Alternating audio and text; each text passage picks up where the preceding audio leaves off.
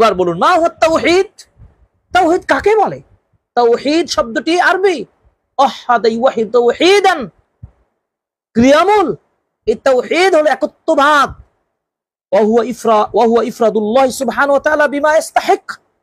আল্লাহ তাআলা যতটুকু হক মর্যাদা পাওয়ার দাবি রাখেন ততটুকু তিনি একক।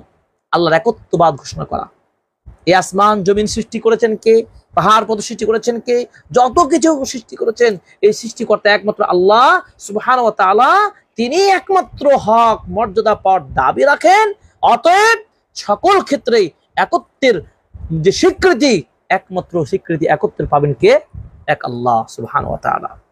এরপর আসুন 6 নম্বর প্রশ্ন, যে মা আ'যামু ওয়াজিবিন আলাইনা।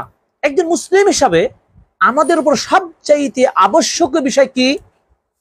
একজন মুসলিম হিসাবে সবচেয়ে দামি, সবচেয়ে গুরুত্বপূর্ণ, সবচেয়ে জরুরি কোন বিষয়টি আমাদের উপরে আবশ্যক? বলে আত-তাওহীদ। তাওহীদ জানা এবং তাওহীদের উপর অবিচল থাকা এবং তাওহীদের দাবিকে বাস্তবায়ন করা।